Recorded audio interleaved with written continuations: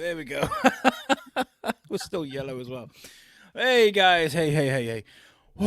What an evening. Welcome guys to the Weekly Bazaar. I'm still catching my breath. What an evening I've had. Thank you so much, Lucy, for looking after getting shit done. Looking after us this evening. I mean, I thought I was hosting, but fine. Crack on, please. Crack on.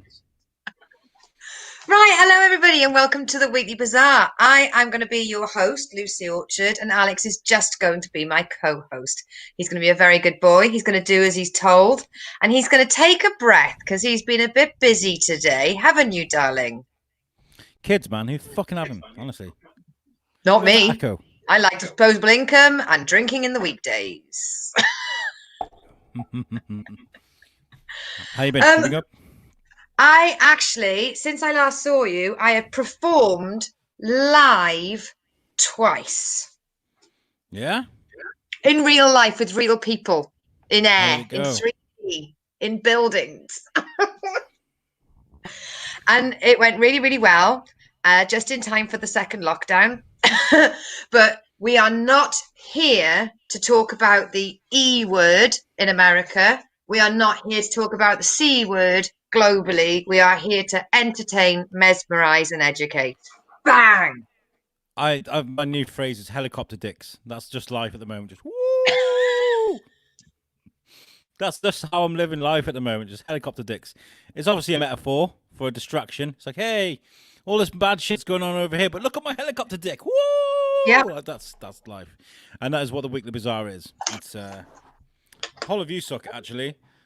Yeah, I mean, what did I say during the first lockdown? We are basically key workers, and for the Americans, essential workers. We are here to distract. We are not here to mither and focus. It really is a shitty time for a lot of people. So let's tell some silly stories about funny things that are happening around the world. Booyah! It's what we do, baby. It's what we do. I want to give a shout out to Shane Chebsy as well before we get into this. Yeah, there's no Obviously I not very in well team. today. I did say I'm going to take him up on a written warning. There's that echo again. The echo is terrible. What is that echo? Yeah, Shane. That's a written warning again. Well, we're going to have a return to work interview, aren't we? Yeah, absolutely. Okay, what you got for us then, Lucy? Right. Well, I mean, the thing is, this is wait, maybe I'm being targeted because I'm originally Welsh, but we've got two stories about Wales. So What I the fuck thought up shit goes on in Wales?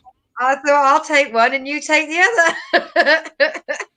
So the first story, and I'll drive the keyboard. I'll drive the desk on this one.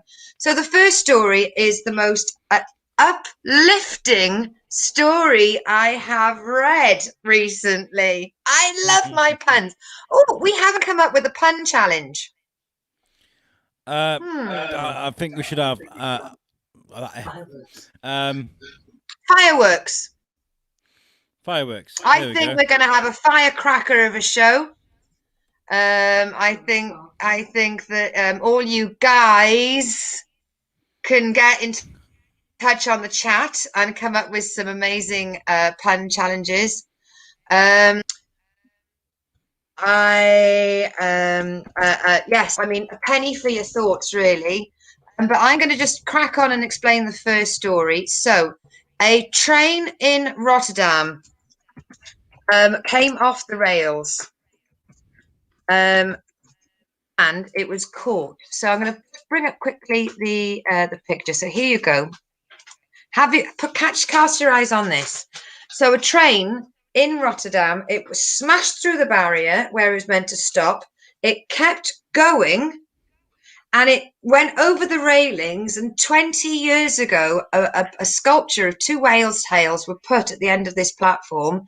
And unbelievably, it caught it. And the metro carriage is actually just hanging on the artist's sculpture, which is A, 20 years old, and B, made of plastic. It's amazing. I love this story because it reminded me of Spider-Man 2. Do you remember that scene where he's like on the train, he's got all the webs, and he saves. Oh, yeah, that's what it reminded me of. But it was a plastic whale. Goes to show that Spider-Man ain't that fucking strong, is he? Really? Let's be honest. Right. Well, because I am so amazing, should I play us a little video? Yeah, please do.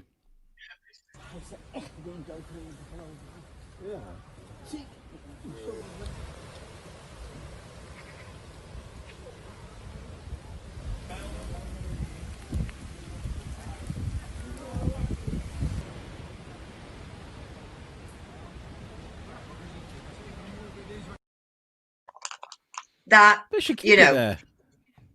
I mean, talk about modern art. Well, I mean, I can't pronounce the guy's name because because it's I don't want to offend him, but the artist, he was blown away that the structure still held up. That I mean, it's not metal. That's not concrete. That's just plastic. And it's taken the weight of a whole metro. Yes, I say plastic, not plastic. But yes, the whole weight of that carriage, or should I say carriage? I just honestly, if there's ever a time to say that art saves, it's now. I mean, round of applause to that thing. I mean, come on, that's just wow. Just over the moon on that one. So yeah, it was a great display of strength, by that way. Oh, that was lame. Sorry, I'll take that one back. That's get rid of that one. That's terrible. I mean, I'm not going to bonfire you from the show, but come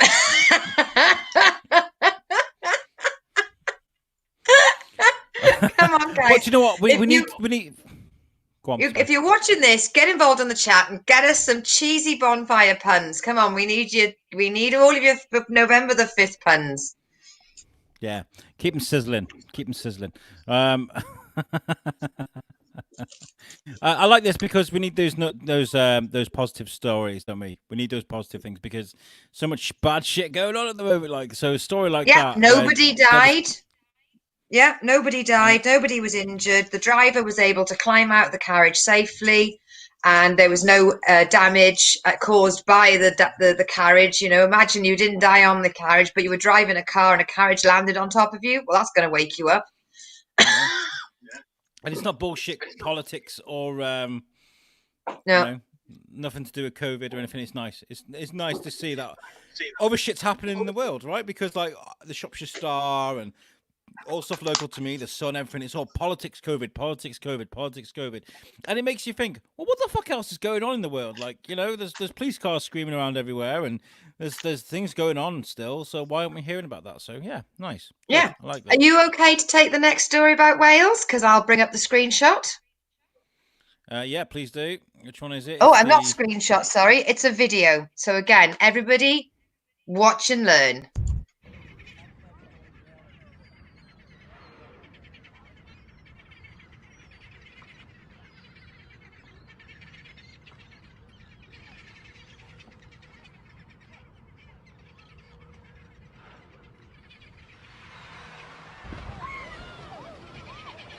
Oh, shit.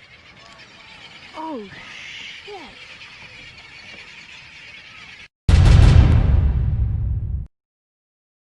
Thank you very much for that, TMZ. I don't think I pulled up the story for this. I think I got the video. Where is it? It's yeah, it's there. I got it. All I gotta say is, this is very suspect. Okay, I'm onto you. Whoever's holding that camera, right, seems to be pointing the camera for a long time at a very specific spot. I think she's in cahoots with the whale. I think they were like, "Yo, I'm gonna do something really cool. Just keep aiming the camera this way. We're gonna go viral, baby." And this woman in the whale, they're in cahoots, man. Yeah, it's something really fishy. Yeah, you can take this story and stick it in your blowhole. Oh, what I did was I closed the wrong story when you did the first story. I closed it because it was a whale. sculpture holding the train. I closed the whale story because that's the kind of day I'm having. I mean, it's a great week for whales. I love it. It's it's actual whales though, not Popty Ping. It says here a couple of kayakers were lucky to be alive. They survived that after a humpback whale damn near swallowed them whole. That's the most American sentence I've ever seen, and it was all caught on video. Julie McShort-Sorley and Liz Cottrell were kayaking and whale watching Monday off California's Avil Beach in San Luis Obispo, when out of nowhere, the massive mammal came up to the surface to gobble up a big pool of fish. Check out the video. It says here, look, there you go. So they survived that. Well, I mean, whales none of the women suffered injuries. Oh, this is brilliant. But McSorley reportedly lost her car keys. I'm fucking going back in. Oi, whale, get back here. Oi, Moby. I'm locked out, me Renault. Give me them back. That's funny, that is. I mean, you would have thought they would have left them maybe on land. Did they actually get swallowed by the whale then, or did they? Hold on, I'm going to read. Well, I mean, it's a very short story, isn't it? It's a very short story. It looks as though it looks like it went after the kayak, as opposed to. Do you know what I mean? So it looked like it took the bit that the women would have been taken under and then come back up. I imagine the whale was shocked by the fact it wasn't a fish. So everybody was quite alarmed by the whole situation. The whale is receiving some sort of therapy. It's like getting a pube in your teeth. So, no. Oh, no! It's a kayak. It's a kayak. What's this? Yeah. Fuck off. It just turned out to be the woman's keys. Can you imagine if you see this whale now driving around in a fucking Nissan Micra or whatever, you know? Yeah! Fuck it out. Oh, that's my car. Bring it back. I mean, if it is an area known for whales, should there be kayakers? Should there be? Do you know what I mean? Yeah, it's Americans though, isn't it? Americans. Yeah, true. Oh, look how close I can get to this shark. Yeah. Hey, everyone, here's a picture of me with a bear. Any distraction you can get at the moment with the E word. What's going on? Yeah. Amanda Condic says hi. Yep, Amanda. I know Amanda. Hello, lovely. All right. Fire in your comments, guys. We want to see those firework puns. Yes, please. That's quite a hard thing to pun, though. Yeah. Or Hugh. Where's Hugh? Where's my Hugh? Yeah, exactly. I mean, let's crack on with the next story. Let's crack her on. Let's rock it on to the next story. For me, this is a story of optimism and stupidity. It's a two-parter.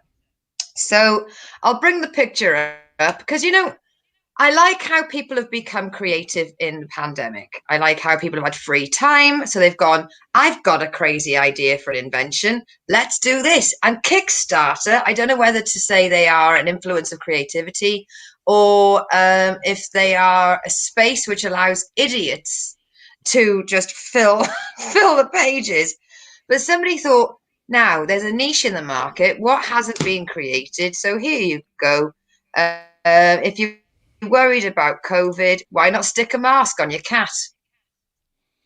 I know some it says click to be muzzled. Oh, the smut. I was talking about cats, obviously. There's some horrible cats out there. Obviously, sorry, my dirty mind went the wrong place. So it says here, cats clearly haven't got the memo about social distancing. In fact, they are positively terrible at it. They're always out on the town looking for the next back alley mattress party, getting into cat fights. There's no debate to have here. We just can't keep their paws or claws to themselves. With a growing number of proven COVID-19 cases in our feline friends, we really can't be too careful. Now, we've covered this slightly before. I think the case is that cats can get COVID, but they only pass it to other cats. I don't think that anyone's like, oh, I caught COVID from a cat. So the positivity part of this is that a guy genuinely thought this idea is good enough to go on Kickstarter. The stupidity part of this story is that he put this on Kickstarter. He's decided that he wanted to raise £3,809. Very, very specific requirements. You know, he actually raised £363 of that. That's the stupidity. This is designed for an animal that licks its own asshole, right? Yeah. Well, not with a mask on. What is it, a dental dam for cats? But this is well, yeah. They get up to all sorts of fucked up shit, you know. They roll around in all sorts of horrible stuff. They lick their own shit off themselves, and oh yeah, okay. It's interesting. But the fact is, cats do not like to wear costumes. You may see pictures of cats with costumes, and between the pumpkin outfit or the Christmas outfit or anything like that, what you'll see is a dead pair of eyes looking at you, going, "I will eat your face if you fall over and faint." Like that. That's what the cats are saying. They're saying, "You've put this shit on me, but if the tables turn, mate, I'm going to have you." And they also don't like their whiskers being, touched or restricted or confined at all, because the whiskers are sort of their little version of radar. So why? I mean, have you noticed how the picture of the cat is a superimposed mask? He couldn't even get a cat to wear the fucking thing. I think cats aren't as dumb as we think. I think No. cats are in a lot more. They've got a lot more control than what we think. I think the cats have got a lot to do with what's going on lately. I honestly think. Honestly, it wasn't monkeys. It wasn't no. weird animals being eaten in China. This is all a catspiracy. Hey! It's a catspiracy. It's a network. It's a network, and they're all like, just keep playing dumb, guys. Just keep doing it. Our time is coming. Literally January. January is our time. That's the time when we rise.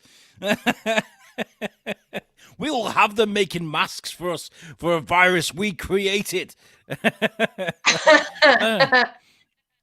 They think they're voting for Biden, and they think they're bowing down to Boris, but really they'll be bowing down to us. Well, I mean, our cats have got us trained. Cats are brilliant. They can actually lower the tones of their voices that mimic the resonant tones of a baby crying. So you ultimately go to help them. Like when cats purr, it's not for them. It's for us to think, oh, that's good. They can learn and ignore 120 tasks and commands. They know them.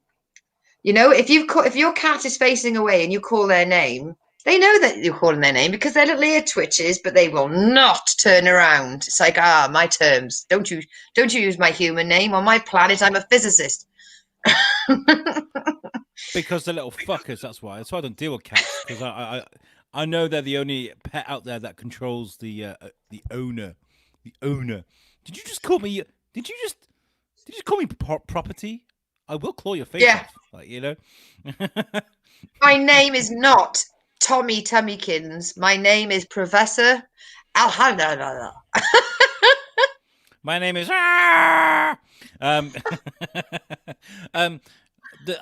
fact that this guy made £300 of this money doesn't surprise me at all, because I know you're a cat person, Lucy, but you've got it quite grounded.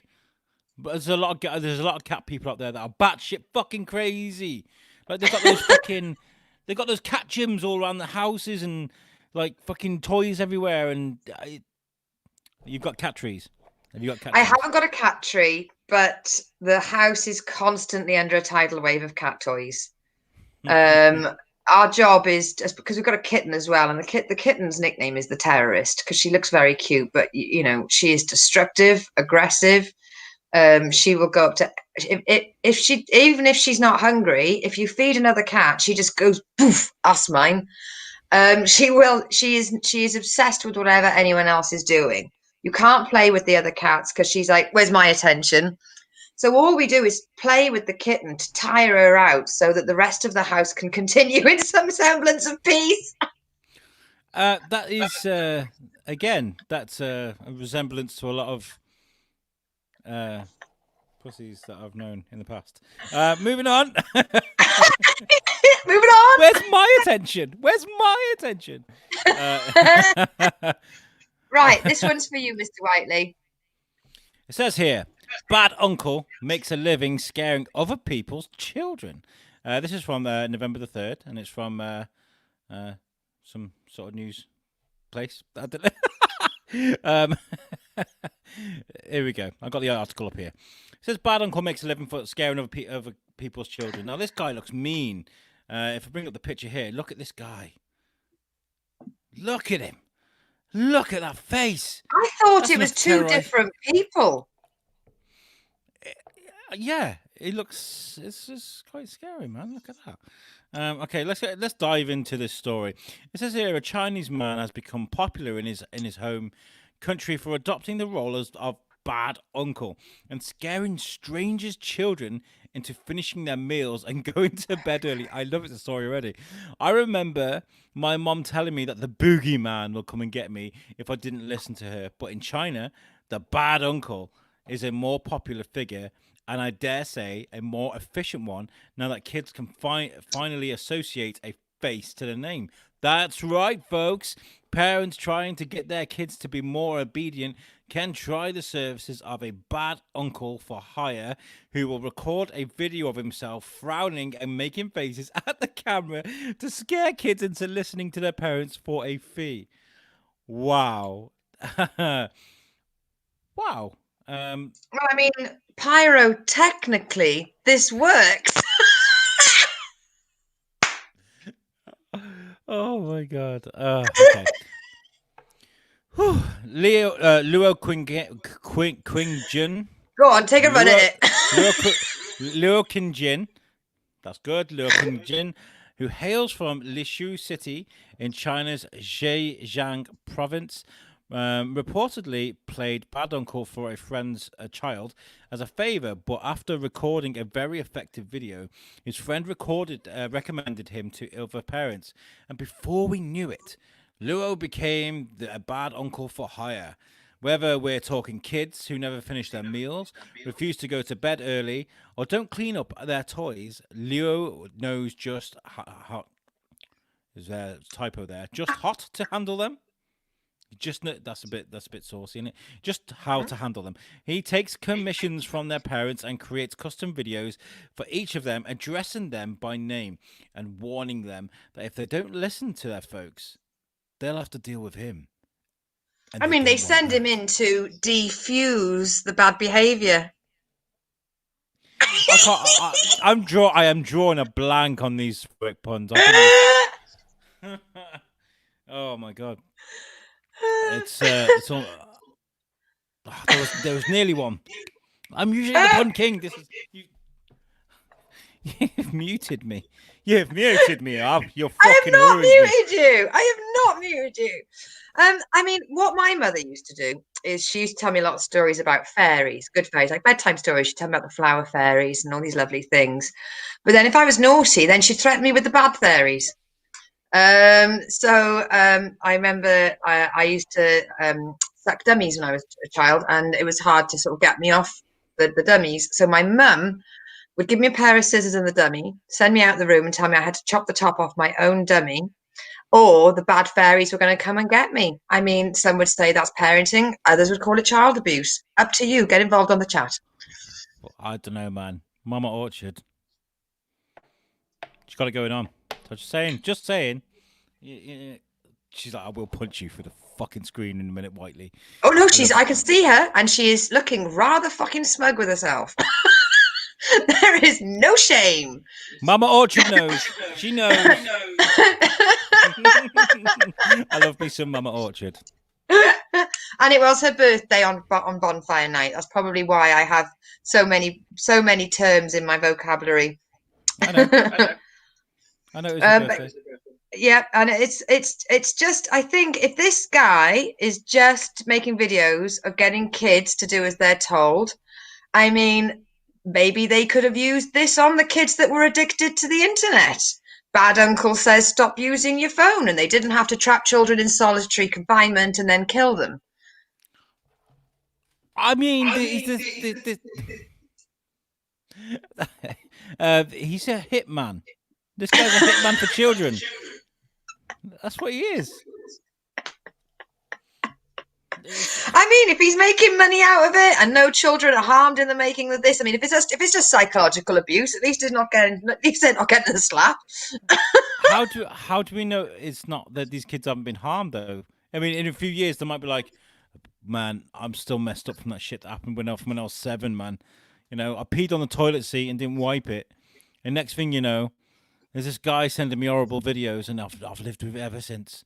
You know. Yeah. Yeah. So whenever he pees on the toilet seats, he breaks out into the shakes, falls on the floor like, "I'm sorry, mama. I'm sorry, mama. I'm sorry, mama." You just don't know. You just don't know. No, I like this guy. I think he's cool because look at him. Look at him when he's not doing the face. He looks nice. Yeah. And then the other one, he looks like a Roman candle. Hey. That was really forced. That was really I know forced. it was. I've been trying to work out how to fit Roman candle into all of these stories, and I couldn't find an appropriate time. But I like what you did. You just went bang, it's going in. Just smash it in there. Just smash it in there. Let's move on to another story. Oh my gosh, we're getting through these stories very quickly. I think we'll have to have a bit of a chat at the end of this. Now, see, I'm loving positivity, so I love the fact that the people with the cat mask thought, you know, I know it seems like a stupid idea, but let's put it on Kickstarter and see how it goes. You know, I'm loving creativity, and I like the little man winning. So for me, this next story is gives me hope because we've got a very, very, very dangerous road at the top of our house. And we have had incidences where animals have been harmed, fatally harmed at the top of our road. And I would love to do this. So if we put the image up, so what it is, it says homeowner installs his own fake speed camera built from wood and a drain pipe, only for it to be torn down in the dead of night.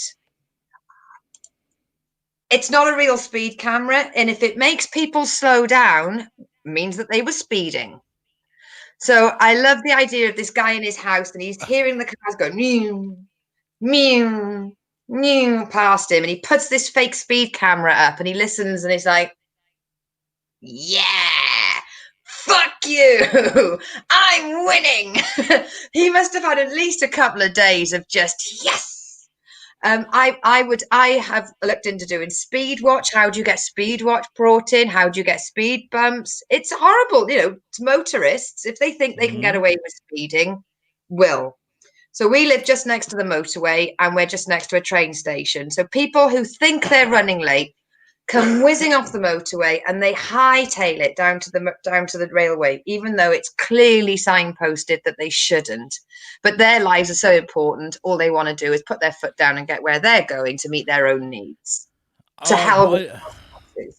What I love about this, it's not necessarily what happened, it's more the fact that this is the birth of an idea. We now have an almost wacky races-esque game being played here now, where these are ideas, they're just going to evolve. We're going to be getting the hole that's been dug and the leaves spread over the top and the cars just going whoop into them. We're going to get bear traps that catch cars as they go through, because this is just the start of an idea. And I don't know, that sounds fun to me. I'm game. I'll be let's get this gentleman's details and we'll get some plans in order. Let's see how many cars we can catch. You know, if I could put tinfoil around a hairdryer and sit up there in a high-vis jacket, name it at people to get people to slow down, I would. You know, the only people that are being affected here are people that are not adhering to the road limits. And it's sort of like, well, fuck you. If you are going to use your vehicle to speed in an area where you were clearly told, I mean, speed limits aren't just put there to make people's lives annoying. You know, I spend my life on the road driving, and I have to adhere. Yeah, it's annoying when you've got to go somewhere fast. You want to go faster than you can, but the speed limits were put there for a reason. I mean, in London, there are absolutely thousands of miles of 20 mile an hour, 20 is plenty kind of places. And there's no understanding. I don't know whether or not it's just for congestion or what. I mean, some of those really do, because you look at yourself and you're doing 21 and you know that will get a ticket for doing 21. But somewhere like where this guy is or where I am, people are doing like 40, 50 in what should be a 30. And you're like, I want to stab you in the face. There's a road in Cannock where there's that many speed cameras. From start to end, you could probably lose your license. Yeah. If you got hit by every single camera and it rolled on, you would lose your fucking license. I've driven down that road. It's fucking horrible. It's yeah. I don't know if I was driving, but I've been with the wife, and yeah, you see them all. There's literally one after the other. It's crazy. I mean, like when it comes to like driving on the streets and things like that, I do generally stick to the speed limit. On the motorway, that's a bit different. I can kind of put my foot down a bit more because there's no pedestrians, Yeah, I do see them sometimes. I mean, we're on Copthorne Road here. Like it's quite a sleepy sort of part of town. You do get ambulances coming past and stuff. It's a residential area, but now and again you'll hear when all the other cars just sort of shake. It's like, what the fuck was that? Yeah, it's but I like this. I like. Do you remember that there was a thing that went viral years and years ago? It's like super viral now. It's a guy dressed as a speed camera, and he starts flashing the police officer as he drives past, and then the police officer gets out and he runs off. Have you seen that? No. Let me find it.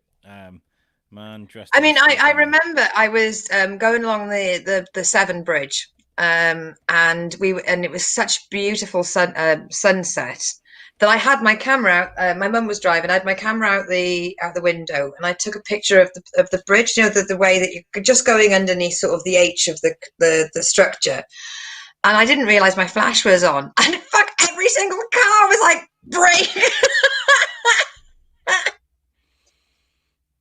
Was that me?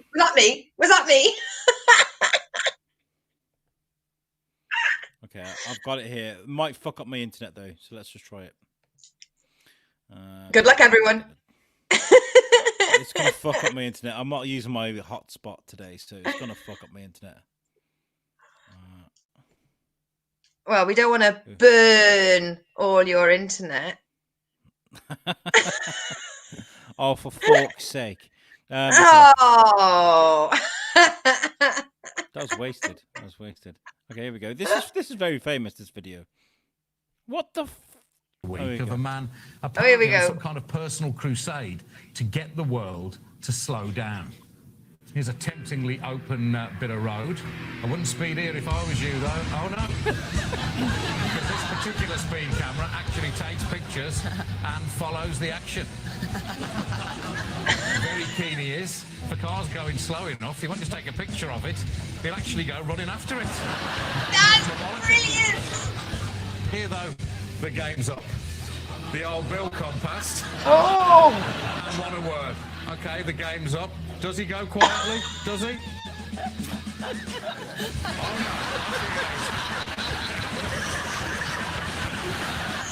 at him speed off. That is absolutely hilarious. I mean, what is he? What can you accuse him of?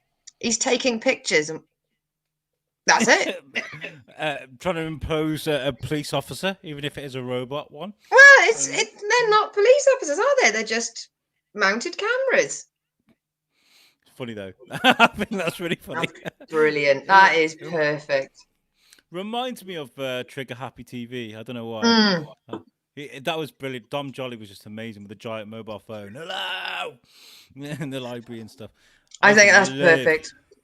Well, I mean, that's better than that guy. Do you remember we covered a guy in Shepton Mallet who just stood there with a bag over his head waving at people? At least this guy's got purpose. Yeah, I like that. It's fun. Okay, moving on. We've moving got on. Story. Move. This one's yours, but I was really hoping that Shane would be here with us for this one because you were away the other week and we covered a story very similar to this about Ray the ghost. So, Alex, take it away. At least you get your own ghost story. It says here, Real Housewives of Cheshire star says she once had sex with a ghost and he dumped her. Here she is. Beautiful looking lass. Lauren Simon. She says she once had sex with a ghost. So this is from Cheshire, right? So I can't do an Essex accent. I can't. How do people from Cheshire sound? It's but I was going to say a bit Liverpudlian, really, but sort of not strong. Definitely a twang. Okay, I got it. The Real Housewives of Cheshire star Lauren Simon stunned fans of the reality show when by saying she'd had sex with a ghost. Lauren told a psychic that she'd had supernatural relations, but he'd ended up dumping her. He dumped her. That's interesting. That threw me off. The reality star went with a friend and co-star Nicole Seeley for a reading in the hope of reaching her dad, who recently passed away, but she ended up telling a jaw-dropping story about a past encounter. I have to... No, hold on. You go. I have to admit something. Really weird. She explained to ITVB reality show, I had sex with a ghost. She continued, I actually proper fucked him hard. No, I'm not joking. She said, I actually properly had sex. I knew it wasn't a dirty dream because it was too real, like something was touching me. And I've had that before, where I felt like someone's holding me down and I can't get up. That's weird, said Nicole. I do this to myself. I'm sorry. That's not weird, said the psychic. That happens. Well, there you go. Vouched for. This particular ghost that came and had sex with me, it happened twice. It was very bizarre, name of the show. But he never came back. Does that mean I wasn't good in bed? The medium told her that it didn't mean she'd been ghosted by a ghost, and reassured her it was normal to have ghostly sexual encounters. She said people can experience a whispering from ghosts as their worlds are intertwined. And Lauren said, I haven't had a whisper, but I have had full-blown sex. Wow. Not even a cheeky ghosty finger, full-blown. It could have been Ray. I mean, the thing with Ray is that he travelled with a bad crowd. He started becoming unreliable. Who's to say he's not gone off and he's just now sleeping his way round the UK? Well, you know, there's something strange in the neighbourhood, you know. Oh, fuck! Hey, that's good, man. That's fuck. That was good.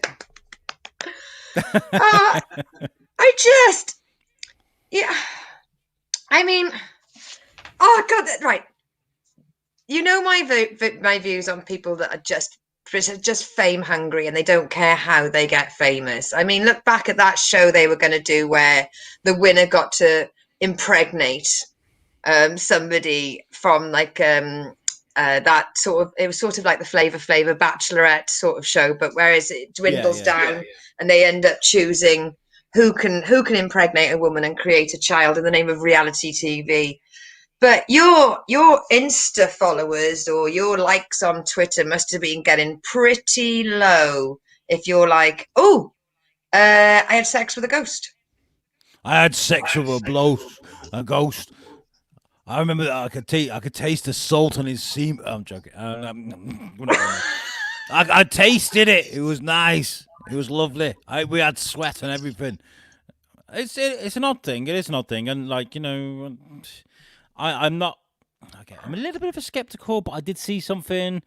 I don't quite understand what I saw and kind of how far things go and stuff, but that's an all right. I mean, there are thing, questions. There are questions that have been raised. Different forms of energy, or sightings, or different empaths have different feelings regarding different properties from what's happened there. But to say that they've got the ability to actually have intercourse, I just think is a bridge too far, really. I don't know. I don't believe it, but I don't know. I mean, the fact that she had it verified by a psychic. Right, okay. Gotcha. Did you see that thing that meme that went viral, and it was psychic meeting on Thursday the 5th, and somebody was like, "Nope, you got that wrong, didn't you?" Because what happened on Thursday the 5th? Lockdown 2.0. By the way, there's questions. Yeah.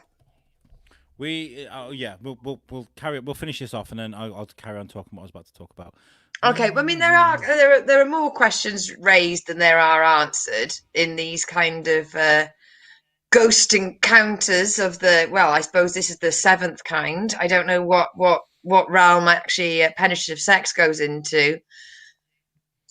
But wouldn't there be, if it happened once, wouldn't there be more sightings, or at least interactions? It seems to be that the ghosts can have sex, but only 5 of them ever have done it. I don't know. The problem is with things like this is you get one story and you get another story that will say something completely different, and another one that will completely twist it a little bit, and you go round and you go round and round like a fucking Catherine wheel. Do you know what I mean? It's just round. Oh my God, you really are the fountain of puns tonight. Hey! Thank you.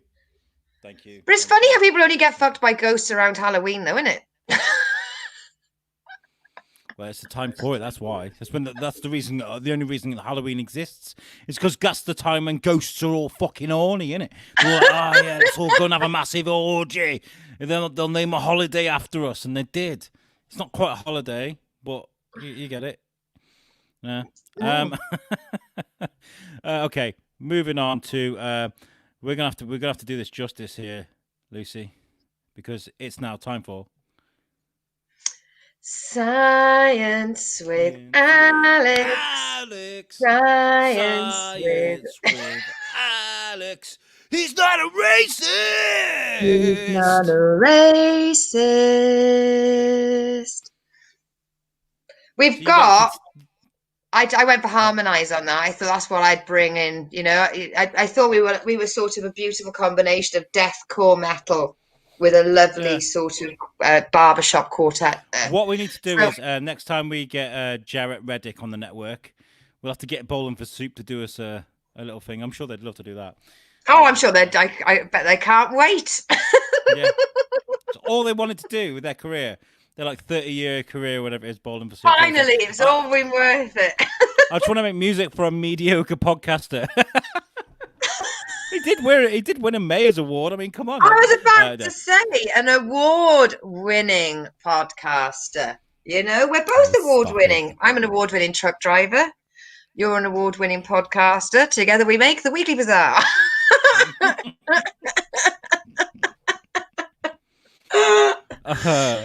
An award-winning podcast as well. It's got to apologise to Kane. Kane was watching my show last night, and I was like, "Oh yeah, Kane's watching." He was commenting, and I was like, "Oh fuck, I forgot to put the logo on." Click. Oh, don't! I've done that. I mean, for people that are listening on the podcast, all right, when you stream a Joke Pit, you've got to put the little Joke Pit ident in the corner. Like if you're watching Sky Sports or any of the TV channels, they've got the little ident in the corner that says what channel it is. And I've got about halfway through the whole show and then gone. Yeah, so sorry, Kane, if you're watching. Sorry, we're not getting many comments through. I don't think it's anything to do with us. I think people are. I need to just check on my personal Facebook, because I've noticed before that people are trying to comment on the personal stuff, and we've missed. And it's not come comments, through. Check. There we go. Lots and lots of comments, but on my personal Facebook. Yeah. So Leon Whiteley, who's my oldest son, says hi. How's it going, Leon? Hope you're good. I'll call you after this, mate. Shane says, hey guys, great show. Have a great show. I wish I was with you. Do you? Do you really? Oh, Gammy, are you? He's not. Secretly down the pub for lock-in. Wales. Kenny Eldritch says, did you video my ex-girlfriend? Kenny. Oh, that's naughty. And Brian Plado is chin. So thank you, Brian, for joining us. Brian was on a show. Yeah, that is amazing. We've got all these comments and it hasn't come through. I do apologise to all our dedicated viewers. I can't show you, but on our feed here, what we usually have is we have comments that come up, and it usually comes through StreamYard. That's a StreamYard problem, that is. Brian says you have to get close to the whales to cut their hair. Shaves the whales 2020. Shaves the pussies 2020.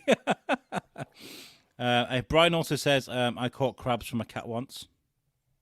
He's on my method of thinking. That's what that is. Leon again says hi. Shane says, "What a bright spark." That's his contribution to this week's show. Well done, Shane Chebsey. Yep. And my wife's in the chat. How's it going, wife? Carolina. She says, "How does a ghost get an erection?" Wow. Yeah. Well, you know what size? Well, you know what size dick that ghosts have got? Medium.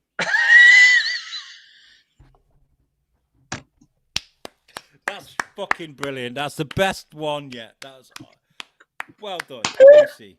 Lucy Orchard, everybody.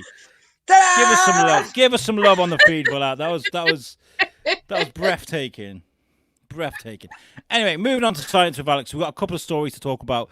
And did I just accidentally close that? I found my giant spiders. Fuck. Okay, right. I did. I'll find him in a second.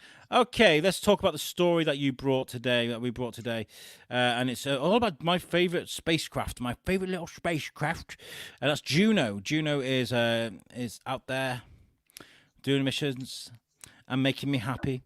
And it says here, NASA's Juno spacecraft spots sprites and elves dancing in Jupiter's atmosphere. This is quite cool. I really like this because Juno was an amazing marvel when it first landed at Jupiter. I watched it actually land in orbit. I was at work. I was kind of got fuck all else to do, so I might as well watch this. You know what I mean? And it was actually quite fascinating because then you got to see these full HD pictures of Jupiter, and it was just fucking brilliant.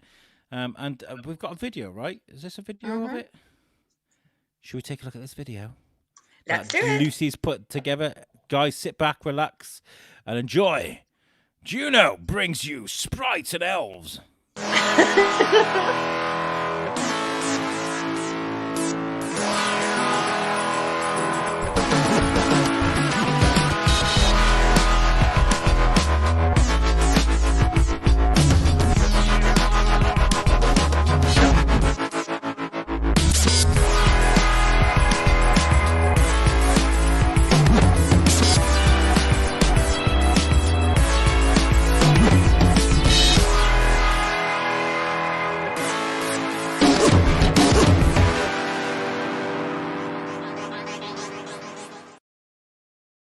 Wow. Our very own firework display there. Beautiful. I mean, it is beautiful. I love it. Mm-hmm. But they didn't have to call it. They could have been like original instead of calling them sprites and elves. Things that actually fucking exist. They could have been like, it's a lightning dash display of, I don't know. But yeah. So here we go. Let's go into the story. This is Science with Alex, obviously. We're going to get factual. I'm going to teach you guys a thing or two. Strap in, kids. Here comes the science. Okay. Just in time for Halloween. Story's late. For starters, Halloween was at least 2 weeks ago. That's what it feels like. NASA announced results from the space agency's Juno mission that suggests sprites or elves could be frolicking in Jupiter's upper atmosphere. Named for mischievous fairy-like creatures from European myth, sprites are transient luminous events, TLE, Seen from above lightning storm.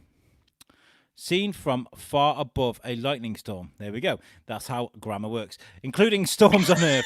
Lightning triggers these TLEs, which brighten miles of sky above a thunderstorm and closely resemble a jellyfish. Each sprite lasts for only a few milliseconds, making them difficult to spot. Elves, however, aren't named for their mythological creatures. Elves is an acronym standing for emission of light and very low frequency perturbations. Due to Yeah, that word, definitely that word. Perturbations, baby.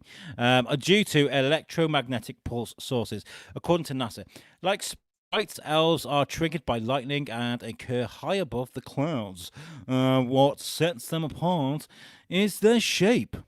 You see, elves look like the flattening disk glow of the upper atmosphere, although they too appear for only a few milliseconds.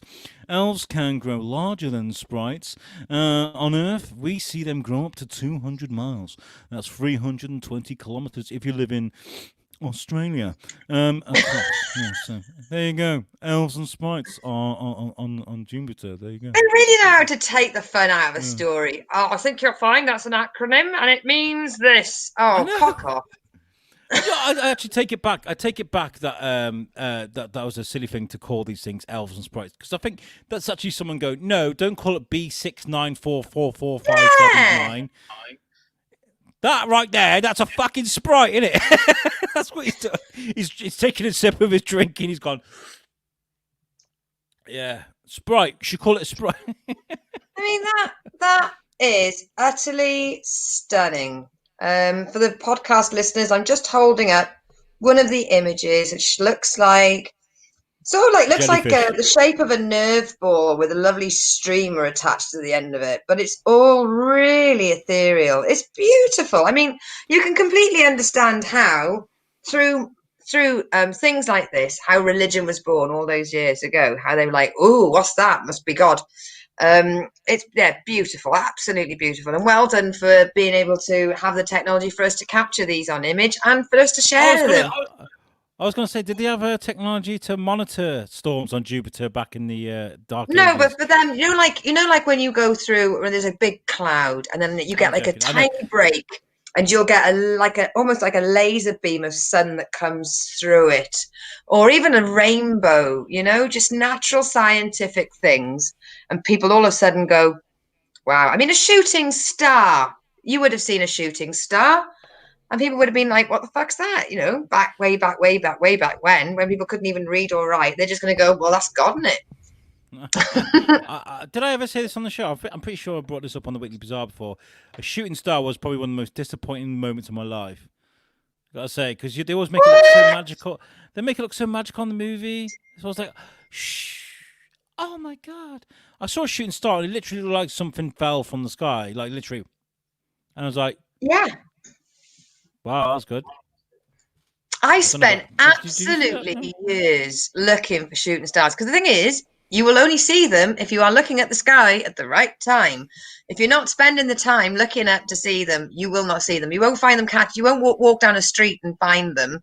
You have to literally be looking up at the sky and waiting for them. And I remember I finally saw it in a Beautiful Days Festival site at Escott Park in Devon. And I saw it with my friend Stu Whitcomb. And then it was a whole meteor shower of stars after stars after stars. And I was lying there on a sun lounger. I had a cigarette in the one hand, glass of red in the other, staring at the sky, being paid to be there because it was work. And I was sort of like, I was so spoiled. I was like, well, one more shooting star and then I'm definitely going to bed. And then it'd go, and I'm like, right, okay, one more. It's just about August down here, you get so many meteor showers. They're beautiful. But I'm very lucky I live in an area where we have non-polluted skies. You gave me fucking really bad neck once from it. I remember this. You were fucking obsessed with the Starlink thing. You're like, yeah, it's passing at like fucking 1 o'clock in the morning, it'll be there. Make sure you go and look at Alex. And we'd been chatting on the phone, right? And I was at work, and I thought, I'll go for a cigarette, and I'll have a look for this Starlink, right? I was wandering around like, can't see it yet. No, I can't see it yet. For about 3 fucking hours. And then the next morning, I was like, oh, didn't see it. I didn't even see it. Like I was I was doing everyone a service where during that Elon Musk house clearance, he was just chucking all his garden furniture up in space and calling it some sort of science project. And and I would put the exact time that people would be able to see it. So like at 7:43 and all that. Not standing outside for 3 hours. If you read the message properly, it told you the 10-minute window that you needed. It's your own fault. I still thought I could see them. I know I'm stupid like that. Okay, I brought an extra story for Science with Alex. Science with Alex. He's not a racist. Okay. I got air guitar then. Got that going. Do you remember a couple of weeks ago we started talking about NASA about to break some big news for the moon? Oh yeah. We never really dived into it. No. Okay, so it turns out they found water on the moon. Okay, that's a short version of it. But this is from the BBC. I hope you don't mind we share out your news, BBC. But it says here that the water on the moon could sustain a lunar base. It says, having dropped tantalizing hints days ago about an exciting new discovery about the moon, but we were coming up with like different ideas of what it could be, right? But it turned out it was. Oh, it's just water, which is actually really fascinating. I love that. The US Space Agency has revealed conclusive evidence of water on our only natural satellite. That's what they call the moon, by the way. It's a satellite. This unambiguous detection of molecular water, just call it a fucking lake, will boost NASA's hopes of establishing a lunar base. The aim is to sustain that base by tapping into the moon's natural resources. We already know that they're going to be getting 4G, so it's very likely that the moon is going to have better mobile service than you in fucking Abergavenny or wherever the fuck you live. I don't know. The findings have been published as 2 papers to the journal Nature Astronomy. Unlike previous detections of water in permanently shadowed parts of lunar craters, scientists have now detected the molecular sunlit regions of Moon's surface. Speaking during a virtual teleconference, co-author Casey Hannibal. Why these people got weird, fucked up names? It's never Jones or Smith, right?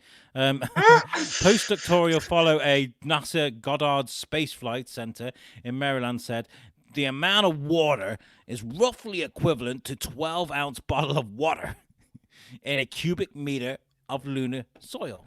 Her NASA colleague, Jacob Bleacher, that's better, fucking hell, from the agency's Human Exploration Directorate, said researchers still needed to understand the nature of the water deposits. This would help them determine how accessible they would be for future lunar explorers to use. So yeah, there's water on the moon. And that could sustain a moon base. Moon base. Yeah. Moon base. It means that there's a finite resource on there, and knowing that we are a parasitic little race, that we will go up there, we'll either pollute it or drain it or fuck it up somehow.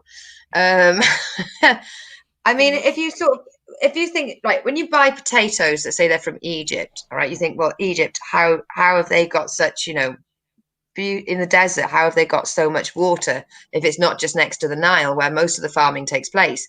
It's because under the desert you have these huge tanks of water, like natural collections of water. So what the farmers have done is they just stuck a bloody drain in it, and they are draining all the water out of these natural water reserves that will not refill.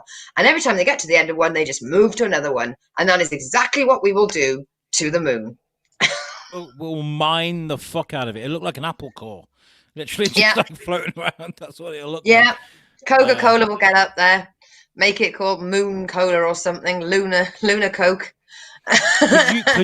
Could you imagine if they found out that the moon was like hollow, like full to the core with oil or something? I know it's not. Oh, we'd be up there. We'd rake that in no time. Oh my God. Oh my God.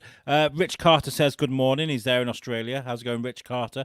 I love you, man. I fucking love you. I missed you. You did come over last year. We got to spend a bit of time together. I think did we go to the cinema? I think we went to the cinema. Yeah, we did. We went to the Came cinema. all the way from Australia, went to the cinema in Shrewsbury. Woohoo! Yeah. Rock and Telford. roll. Telford, yeah. That's science with Alex over with. We got Moonwater. Yeah, Moonwater. and we got the other thing we fucking talked about, innit? The sprites and elves. Yeah, we do. All right, before we get out of here, I want to tell you guys a little story. All right, a group of beautiful, beautiful people came up with this amazing idea to create a US/UK podcast network. We called it USUK. And what became of USUK was 4 beautiful, great sounding shows. On the top left here, you have USUK Chronicles, which is hosted by Jamie Westwood and Tom Stevens, and they will chronicle a guest. It will be the chronicles of such and such, and they've had the vocal coach for Corey Taylor from Slipknot and many other singers. I've forgotten a fucking name. Go to USUK, check it out. There's also USUK What's the Difference with me, Tom Bruno, and Kenny Aldrich. We speak to people from all walks of life.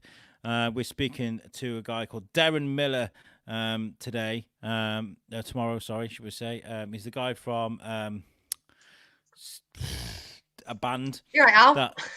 I forgot the name of the band. We also have the Weekly Bazaar, which you're listening to now. This is our news parody. We enjoy the most fucked up news stories you can find. And there's also Wednesday Night Live, our USUK Live show where we have lots of fun. We have a Jedi coming on Wednesday, an actual fucking Jedi. A Jedi you have. A Jedi we have. His name's Andrew Lorden. He's coming on the show. He was the double for Qui-Gon Jinn, as in Liam Neeson, in episode 1. And he does like Jedi fighting schools, and you can buy lightsabers off him and stuff. I've met him. He's a good guy. He's coming on Wednesday. Yeah. So, yeah. Oh. Oh, anyway, did you see anything of the Hot Wing quiz? Did you manage to watch any of that? I did, and the show was almost as enjoyable to watch as our group chat the next day, where you were all discussing how rough you all felt. I mean, you really did do sort of bowel roulette. I hope none of you had to travel long distances or have important meetings the next day. But you know what? If you are going to spend the night eating ridiculously spicy and hot food, sorry, but what goes in must come out. I brought this up a while ago. If you guys haven't checked out, it's just as good to listen to. We have released it as an actual podcast. The video is still somewhere there on Facebook, but you can actually listen to it as a podcast. I've got a clip here, actually, that I've still got from last night. I'm going to play it very quickly. It's only a minute long. This is TS, Tom Stevens, encouraging David not to die. So we'll play this and then we'll get out of here. Here we go. Yeah, it's tasty. It was quite tasty, I found as well, don't you think, boys? It was quite like flavoursome and as much as it wanted to like absolutely blow your face off, which it has done. So it was. I was doing good until we got to like the 9th one. Yeah, but to be fair, David, right, we pre-basted ours. We didn't go, here's the bottle, let's just whack it fucking on there and see what happens, you mental bastard. It's intimate, so it should be. I'm so proud of you. I'm so proud of you, David. I love you guys. We did it. Yeah, we did do it. I love you too, and I'm just so proud of you, man. Like, it just, you're everything to me, so just, I'm not there. It illustrates the great camaraderie we have with the team. I love those guys. They're great. It's I thought.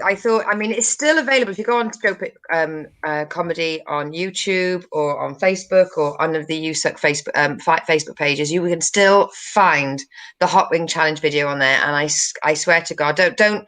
You have to sit down. If you're doing anything serious, you will not be able to stop laughing through it. It's the most amazing act of stupidity that I have ever seen, and I'm really proud to be friends with you guys, and I'm even more proud that I didn't volunteer to take part in the challenge.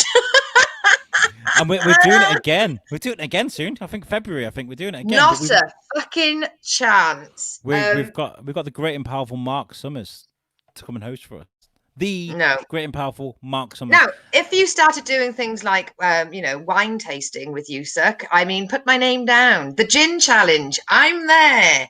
Taking explosive, doing explosive blooming fiery hot wing challenges, guys. Yeah, you do that. My feelings towards natural selection actually stops me from taking part in something like that. But you guys crack on. You know what, Lucy? That makes me want you to do it even more now. That really does. I mean, I sort of like, I can have sometimes chicken tikka, which I find a bit too spicy. So I am really not the girl for this. You know, I'd be on the first one. I'd be on the first one, and I'd be like, right, I'm out. This pot noodle's a bit spicy. It's a beef and tomato one, Lucy. I know. Sort your life out. Lucy, what have you got going on at the moment? Tell people about your stuff.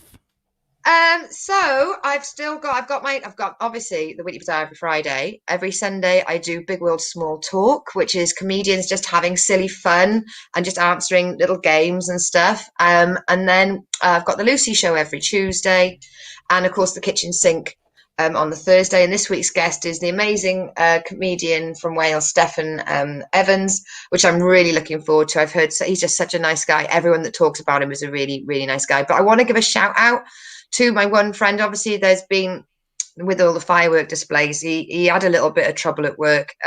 He's a pyrotechnic specialist, and unfortunately, he didn't sequence the fireworks correctly. So he lost his job. And I just want to say, mate, that was bang out of order. Nice. Thank you. That's a nice sequence dress you got there.